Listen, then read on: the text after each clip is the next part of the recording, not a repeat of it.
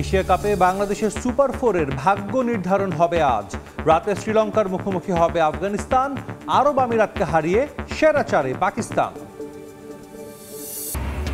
এবং বাহ্যিক কোনো চাপে ভীত নয়, বরং বিসিবি নির্বাচনে স্বচ্ছতা নিশ্চিতে বদ্ধপরিকর কমিশন। কাউন্সিলর তালিকা পাওয়ার পর যাচাই বাছাই, অভিযোগ এলে খতিয়ে দেখার আশ্বাস। প্রাইম অফিসে দেখা যায় যে না, ওখানে কিছু ভুল ত্রুটি আছে, তখন আমরা ওটা সংশোধন করব।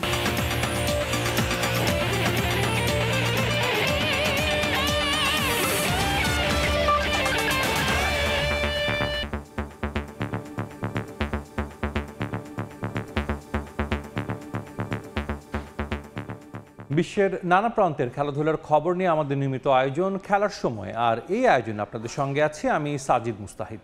জয় দিয়ে চ্যাম্পিয়ন্স লিগের নতুন মৌসুম শুরু করলো EPL champion Liverpool. Virgil van ডাইকের শেষ মুহূর্তের গোলে অ্যাটলেটিকো মাদ্রিদকে ৩-২ ব্যবধানে হারিয়েছে অলরেড। অন্যদিকে আয়াক্সের বিপক্ষে সহজ জয় পেয়েছে ইন্টার মিলান। সহজ ম্যাচ কঠিন করে জেতাটা যেন অভ্যাসে পরিণত করেছে English club Liverpool. Newcastle, Arsenal, বার্নলির পর চ্যাম্পিয়ন্স লিগে অ্যাটলেটিকো মাদ্রিদের বিপক্ষে শেষ মুহূর্তের নাটকীয় গোলে জয় তুলে নিয়েছে অলরেড। যদিও ইউরোপের ক্লাব শ্রেষ্ঠত্বের লড়াইয়ের প্রথম ম্যাচটা হেসে খেলেই জিততে পারত আর্নে স্লটের শিষ্যরা। মাত্র ৬ মিনিটের মাথায় ২-০ গোলে এগিয়ে যাওয়া লিভারপুলের কঠিন পরীক্ষায় নিয়েছে অ্যাটলেটিকো মাদ্রিদ। আলেকজান্ডার ইজাকের অভিষেক ম্যাচে অ্যানফিল্ডে মাত্র ৪ মিনিটের মাথায় এগিয়ে যায় স্লট শিষ্যরা। স্বাগতিকদের লিড এনে দেন অ্যান্ড্রু রবার্টসন। মোহাম্মদ সালার ফ্রিকিক থেকে নিজের অজান্তেই বল জালে জড়ান এই স্কটিশ রাইট ব্যাক। এর মিনিট দুয়েক পরে গ্রেভেনভিচের অ্যাসিস্টে দুর্দান্ত এক গোল করে ব্যবধান ২-০ করেন অলরেডদের ইজিপশিয়ান কিং মোহাম্মদ সালাহ। দু গোলে পিছিয়ে পড়েও মনোবল হারায়নি Atletico Madrid. Florian Wirtz, Jeremie ফ্রিম্পংদের গোল মিসের সুযোগে ম্যাচে ফেরার চেষ্টা করে দিয়াগো সিমিওনের দল। প্রথমার্ধের যোগ করা সময়ে ব্যবধান কমান মার্কোস লরেন্তে। দ্বিতীয়ার্ধে নিজেদের গুছিয়ে নিয়ে আক্রমণের মাত্রা বাড়ায় অ্যাটলেটিকো। বেশ কয়েকবার লিভারপুলের ডিফেন্সে কাঁপন ধরায় রোজি ব্লাঙ্কোরা। ৬৫ মিনিটে সালার শট বারে লেগে ফেরত এলে আক্ষেপ বাড়ে স্বাগতিকদের। তবে ৮১ মিনিটে নিজের দ্বিতীয় গোলের পাশাপাশি ম্যাচে সমতায় ফেরান মার্কোস লোরেন্তে। তবে সেই আনন্দ বেশিক্ষণ স্থায়ী হয়নি সিমিওনো শিষ্যদের। যোগ করার সময় অলরেডদের অধিনায়ক ভার্জিল ভ্যান ডাইকের গোলে ৩ পয়েন্ট নিশ্চিত করে লিভারপুল। আর তাতেই মেজাজ হারিয়ে দর্শকদের সঙ্গে হাতাহাতিতে জড়িয়ে লাল কার্ড দেখেন অ্যাটলেটিকো মাদ্রিদের কোচ দিয়াগো সিমিওনে। আর নাটকীয় এক জয়ে নিজের ৪৭তম জন্মদিন স্মরণীয় করে রাখলেন লিভারপুল কোচ আর্নে স্লট। অন্যদিকে আয়াক্সের বিপক্ষে সহজ জয় পেয়েছে চ্যাম্পিয়ন্স লিগের গেল মৌসুমের রানার্স আপ ইন্টার মিলান। প্রতিপক্ষের মাঠে ৪২ মিনিটের মাথায় গোলের দেখা পায় ইন্টার। হাকান চালানগুলোর অ্যাসিস্টে নেরাজ্জুরিদের লিড এনে দেন মার্কাস থুরাম। ১-০ গোলে এগিয়ে থেকে প্রথমার্ধ শেষ করে ইতালিয়ান ক্লাবটি। দ্বিতীয়ার্ধে আবারও জালে জড়িয়ে ব্যবধান ২-০ করেন থুরাম। স্বাগতিক আয়াক্স ম্যাচে ফিরতে না পারায় ২-০ গোলের জয় নিয়ে মাঠ ছাড়ে ইন্টার মিলান। ফাহিম ইসলাম, সময় সংবাদ। এবার অন্য প্রসঙ্গ। আন্তর্জাতিক অপরাধ ট্রাইব্যুনালে শেখ হাসিনার বিরুদ্ধে সাক্ষ্য দেয়া শেষে কথা বলছেন এনসিপি নেতা নাহিদ ইসলাম। সরাসরি যাচ্ছি সেখানে। সরকারের প্রধান হিসেবে হয়তো আপনাকে দায়িত্ব নিতে হতে পারে, আমরা সেই প্রস্তাব আপনাকে দিয়ে রাখছি। ডিআরইউতে আপনাকে কি বলতে বলা হয়েছিল গোয়েন্দা সংস্থার পক্ষ থেকে? ডিআরইউতে আপনাকে কি বলার জন্য চাপ দেওয়া হয়েছিল? ঢাকা রিপোর্টার্স ইউনিটে আমাকে ডিজিএফআই সংবাদ সম্মেলনটা আয়োজন করে আমাকে হাসপাতাল থেকে নিয়ে যায় এবং তারা বলেছিল যে আন্দোলনে বিএনপি জামাত ঢুকে নাশকতা করছে। আমরা আন্দোলন সমাপ্ত ঘোষণা করছি, যেহেতু সেদিন সরকার কোটার প্রজ্ঞাপন দিয়েছিল। কিন্তু আমরা বলেছিলাম যে এই প্রজ্ঞাপন দিলেও এই কোটা সংস্কার, এত রক্তের উপর দাঁড়িয়ে কোটা সংস্কার আমরা মানছি না এবং আমাদের ভাইদের বোনদের হত্যার দাবিতে এই আন্দোলন চলমান থাকবে। বিরোধী রাজনৈতিক নেতাকর্মী সহ আন্দোলনকারীদের যাদের গ্রেফতার করা হচ্ছে, আমরা তাদের মুক্তির দাবি জানিয়েছিলাম। অনুপ্রবেশের একটি বিষয় ওটি তো বললাম।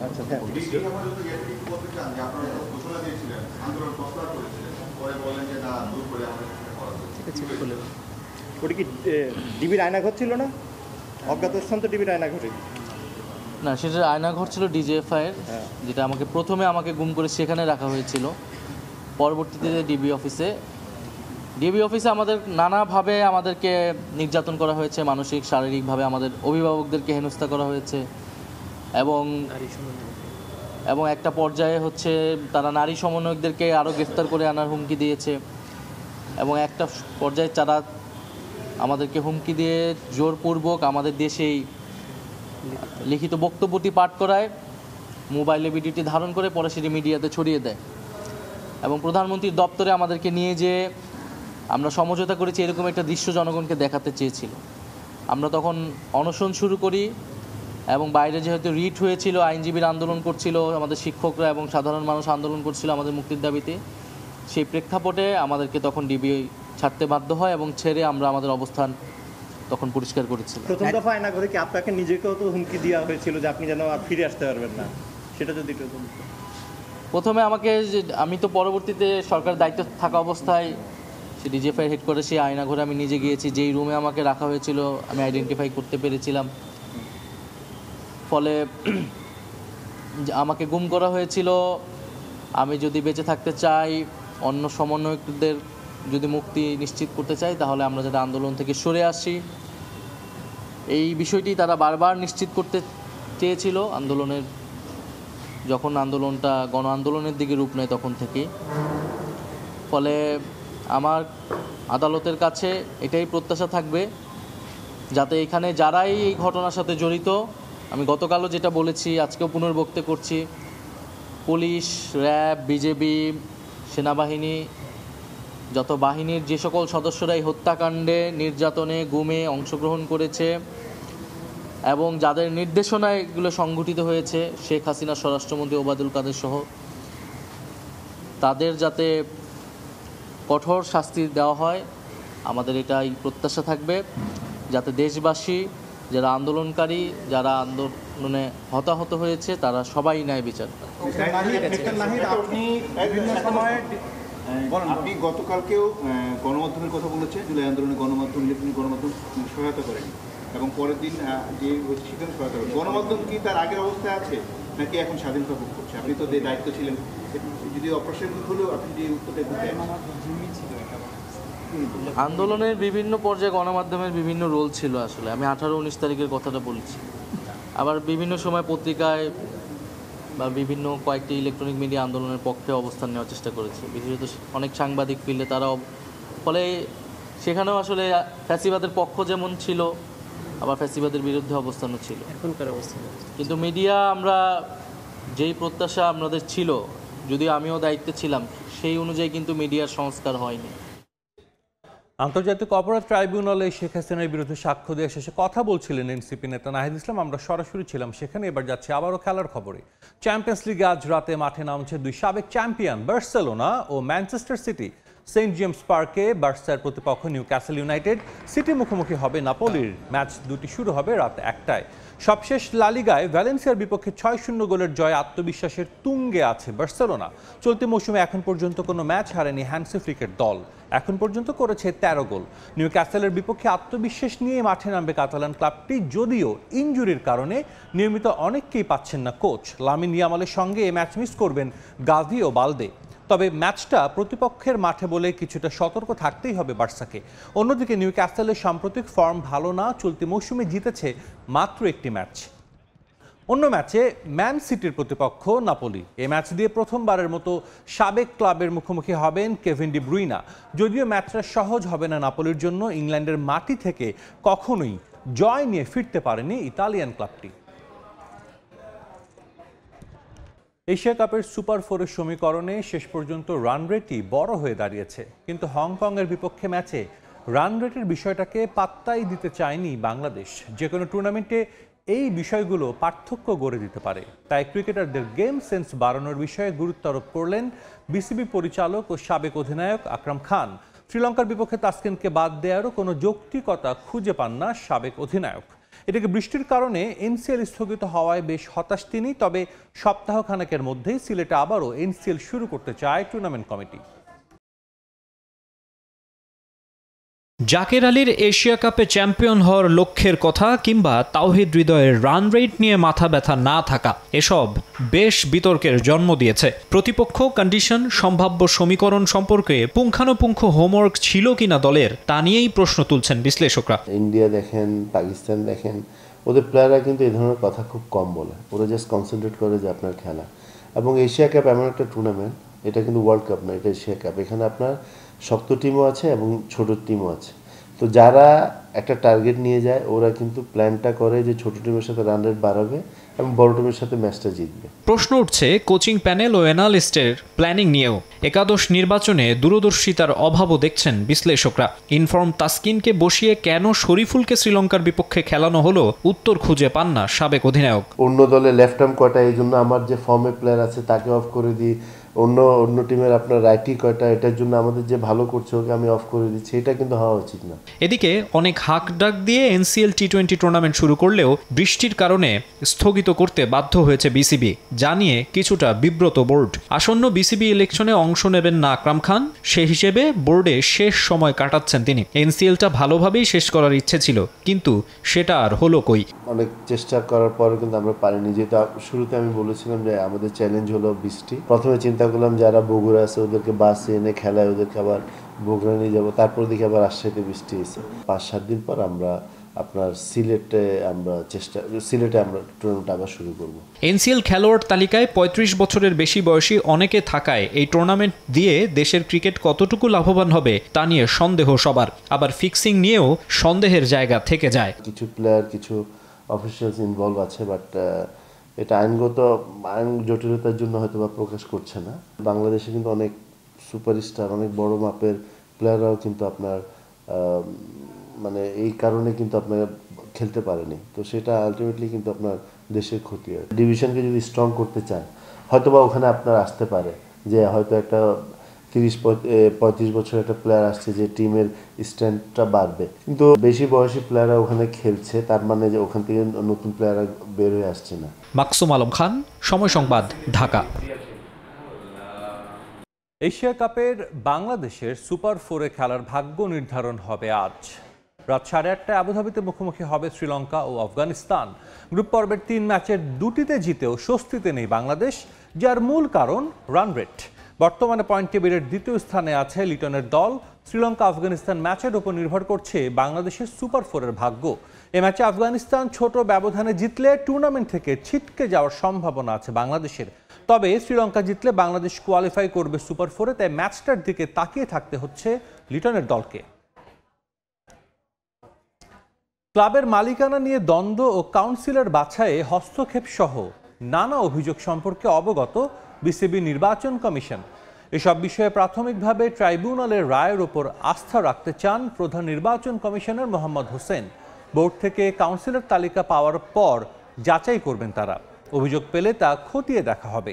সুপ্রিম কোর্টের সিনিয়র এই আইনজীবী হুঁশিয়ারি দিয়ে বলেন, বাহ্যিক চাপ সৃষ্টির চেষ্টা বৃথা। স্বচ্ছতা নিশ্চিতে বদ্ধপরিকর কমিশন। ক্রিকেট বোর্ড নির্বাচনের প্রধান কমিশনারের দায়িত্বে সুপ্রিম কোর্টের সিনিয়র অ্যাডভোকেট মোহাম্মদ হোসেন। 3 সদস্যের কমিশনে আরও আছেন সিআইটি প্রধান এবং এনএসসির নির্বাহী পরিচালক। বিসিবি ইলেকশনে ভোটার সংখ্যা সামান্যই, তবুও যেন পরতে পরতে নাটক। বোর্ড থেকে কাউন্সিলর তালিকা হাতে পাওয়ার অপেক্ষায় কমিশন, কিন্তু সে তালিকা নিয়ে রীতিমতো যুদ্ধ চলছে বোর্ডে সক্রিয় দুপক্ষের মাঝে। একাধিক ক্লাবের মালিকানা নিয়ে দ্বন্দ্ব নিরসনে হিমশিম খেতে হচ্ছে অবসরপ্রাপ্ত বিচারপতি মির্জা হোসেন হায়দারের ট্রাইব্যুনালকে। সেগুলো কানে এসেছে নির্বাচন কমিশনেরও। We don't know any councillor of BCB. বিসিবির একটা লিস্ট আমাদের কাছে আসবে, সেই লিস্টটাকে আমরা পাবলিশ করব। এখন যদি বিসিবি আগে থেকে শুনে কাউকে অন্যায়ভাবে বাদ দিয়ে থাকে বা অন্যায়ভাবে ইনক্লুড করে থাকে, তখন আমরা যখন খসড়া ভোটার লিস্ট পাবলিশ করব তখন ওই অন্যায়ের বিরুদ্ধে প্রতিকার আমাদের কাছে চাইতে পারে। আমরা ওই আপত্তিগুলি আইন অনুযায়ী ডিসপোজাল করি। দেখব মাননীয় বিচারপতি মহোদয় কীভাবে বিষয়গুলি নিষ্পত্তি করেছেন। আমরা যদি দেখি যে উনি প্রপারলি করেছেন তাহলে আমাদের জন্য কাজটা ইজি হয়ে যাবে। সো আমরা হয়তো তখন আর সে বেশি ডিটেলসে নাও হতে পারে। আর যদি প্রাইমা ফেসি দেখা যায় যে না ওখানে কিছু ভুল ত্রুটি আছে, তখন আমরা ওটা সংশোধন করব। নির্বাচনে হস্তক্ষেপের অভিযোগ তুলছে এক পক্ষ, আবার তাদের বিরুদ্ধে শক্তি প্রদর্শনের পাল্টা অভিযোগও পাওয়া যাচ্ছে। আমিনুল ইসলাম বুলবুলের বিসিবি সভাপতি থাকা অবস্থায় ইলেকশনে অংশ নেওয়াটাও পছন্দ করছে না বিরোধী পক্ষ। লেভেল প্লেইং ফিল্ড নিয়ে উঠছে প্রশ্ন। যদিও কাউন্সিলর লিস্ট পেয়ে কাজ শুরুর পর স্বচ্ছতা নিয়ে প্রশ্ন কিংবা বাহ্যিক চাপের সুযোগই রাখতে চান না কমিশন প্রধান। আমাকে যারা চিনে আমাকে কেউ প্রেশারাইজ করবার চেষ্টা করে না, ঠিক আছে? আর যারা চিনে না তাদেরকে আপনারা এই সংবাদটা পৌঁছে দিবেন। আমাদের 3 জনকে ইন্ট্রোডিউস করে দেওয়ার জন্য একটা হোয়াটসঅ্যাপ গ্রুপ খোলা হয়েছিল, ঠিক আছে? আমিনুল ইসলাম বুলবুল সাহেব যেই দিন আমাদেরকে মিট করিয়েছেন, 3 জনকে আমরা ফার্স্ট মিটিং করেছি, সেই দিন উনি ওখান থেকে লিভ করেছেন। বিসিবির ভেতর থেকে কোনো রিটার্নিং অফিসার, প্রিজাইডিং অফিসার নিব না। পোলিং অফিসার যে আমরা সেটাও বাইরে থেকে, যাতে করে একটা ফ্রি এবং ফেয়ার ইলেকশন হয়। 2 দিন বাড়িয়ে কাউন্সিলর নমিনেশন ফর্ম জমা দেওয়ার ডেডলাইন 19 সেপ্টেম্বর করেছে বিসিবি। 20 তারিখ থেকে আনুষ্ঠানিকভাবে কাজ শুরু করবে নির্বাচন কমিশন। মাকসুম আলম খান, সময় সংবাদ, ঢাকা। খেলার সময় আরও থাকছে। নেপালের বিপক্ষে ম্যাচ দিয়ে আজ শুরু হচ্ছে বাংলাদেশের অনূর্ধ্ব-17 সাফ মিশন। প্রস্তুতিতে সন্তুষ্ট কোচ, জয়ে আসর শুরুর প্রত্যাশা। চ্যালেঞ্জ কাপ দিয়ে শুক্রবার শুরু হচ্ছে ঘরোয়া ফুটবলের নতুন মৌসুম।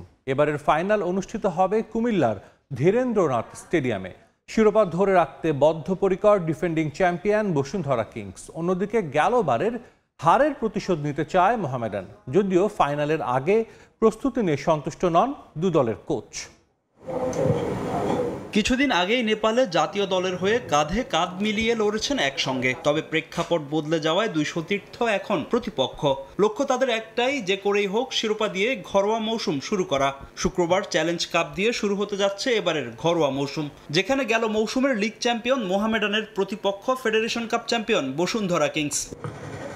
ম্যাচের আগে ট্রফি নিয়ে ফটো সেশনে সৌহার্দ্য বজায় রাখলেও মাঠের লড়াইয়ে ছাড় না দেওয়ার কথা জানান মোহামেডান অধিনায়ক মেহেদী হাসান মিঠু। অন্যদিকে সব দিক থেকে নিজেদের এগিয়ে রাখলেন কিংস অধিনায়ক তপু বর্মন। আমি মনে করি যে আমরা আসলে প্রমাণ করতে পারবো যে আসলে হুই ইজ দ্য বেটার, তো ওইভাবে আমরা আর কি আগাচ্ছি এবং শুক্রবার ওইভাবে মাঠে নামবো। অ্যাওয়ে ম্যাচ যখনই খেলতে যায় একটা টিম ডিফিকাল্ট হয় ওই টিমটার জন্য, তো অবশ্যই ওইটার জন্য আমরা রেডি। আসলে প্রতিপক্ষ তো প্রতিপক্ষই, সে আমার বন্ধু হোক বা ভাই হোক, আমরা চাই যে তাদের সঙ্গে ওই যুদ্ধের মাঠে নামতে প্রতিপক্ষ হিসাবে আমরা নামবো।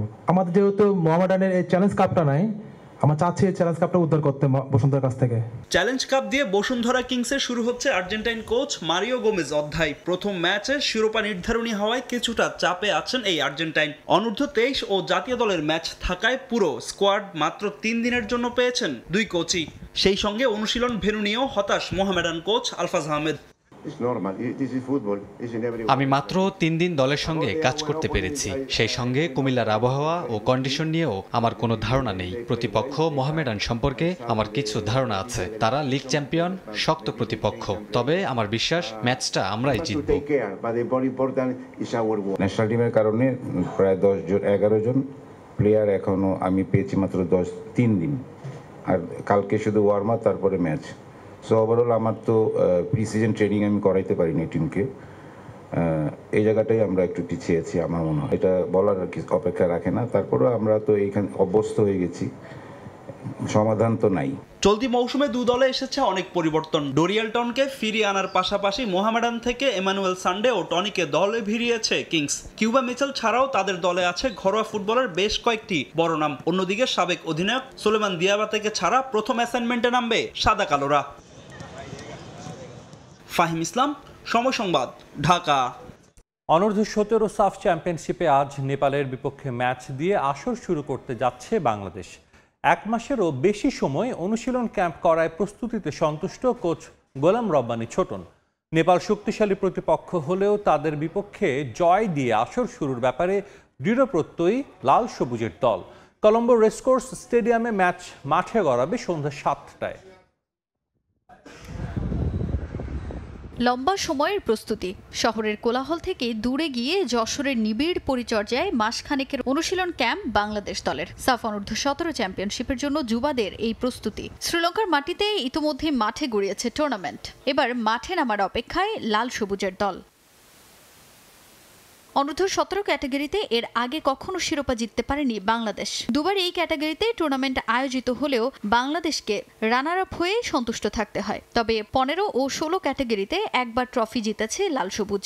এবার দীর্ঘদিনের অনুশীলন আর নিজেদের মধ্যে বোঝাপড়া ভালো হওয়ায় শিরোপার স্বপ্ন দেখছে বাংলাদেশ দল।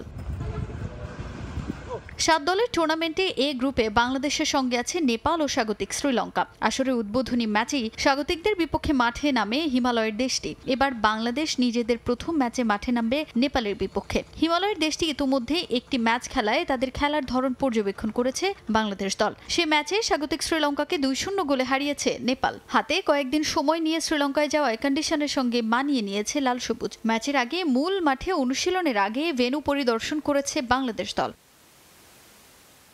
নেপালের বিপক্ষে মাঠে নামার আগে নিজেদের প্রস্তুতি নিয়ে সন্তুষ্ট লাল সবুজ বাহিনী। শ্রীলঙ্কায় পৌঁছে বেশ কয়েকদিন অনুশীলন করে গোলাম রব্বানী ছোটনের দল। নেপাল শক্ত প্রতিপক্ষ হওয়ায় তাদের সমীহ করছে বাংলাদেশ। তবে মাঠে নিজেদের সেরাটা দিয়ে আসরে শুভ সূচনা করতে চায় নাজমুল হুদা ফয়সালের দল।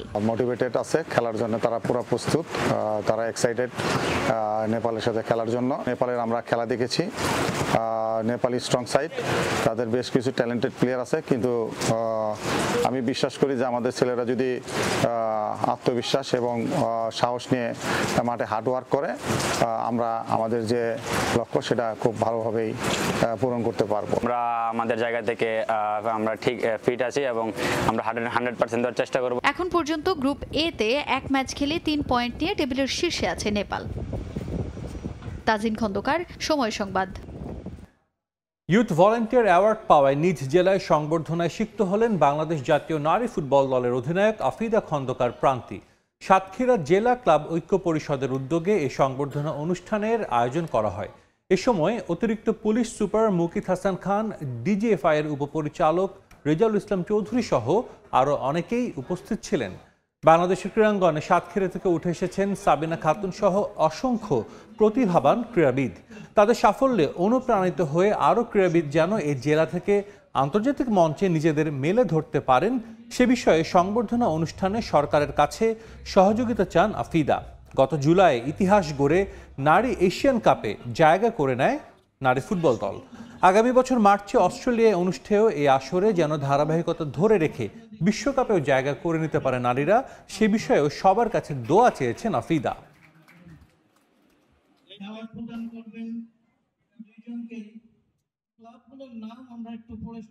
ক্রীড়া উপদেষ্টার সাথে পার্সোনালি কথা বলি যে স্যার আমাদের সাতক্ষীরাতে একটি মাত্র স্টেডিয়াম আছে, তাও ওটা অসম্পূর্ণভাবে পড়ে আছে, সেটা দ্রুত ঠিক করা হোক।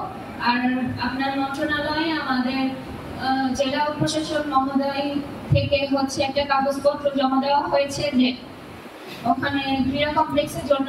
আপনি যদি এটা দ্রুত বাস্তবায়ন করেন তাহলে আমাদের সাতক্ষীরা গ্রামটা আরো ভালো হয়। তো উনি বললো যে আমি এটা দেখবো, অবশ্যই তুমি যেহেতু বলছো আমি এটা অবশ্যই করার চেষ্টা করবো। খেলার সময় শীর্ষ সংবাদগুলো জানিয়ে দিচ্ছে আরেকবার। এশিয়া কাপে বাংলাদেশের সুপার 4-এর ভাগ্য নির্ধারণ হবে আজ। রাতে শ্রীলঙ্কার মুখোমুখি হবে আফগানিস্তান, আরব আমিরাতকে হারিয়ে সেরা 4-এ পাকিস্তান। এবং বাহ্যিক কোনো চাপে ভীত নয়, বরং বিসিবি নির্বাচনে স্বচ্ছতা নিশ্চিতে বদ্ধপরিকর কমিশন। কাউন্সিলের তালিকা পাওয়ার পর যাচাই বাছাই, অভিযোগ এলে খতিয়ে দেখার আশ্বাস। এই ছিল খেলার সময়। দুপুরের সময় সঙ্গে থাকবেন ওমর ইনান। সাজিদ, আপনাকে ধন্যবাদ। দুপুরের সময় নিয়ে ফিরছি কিছুক্ষণ পর, সঙ্গে থাকুন সময়ের।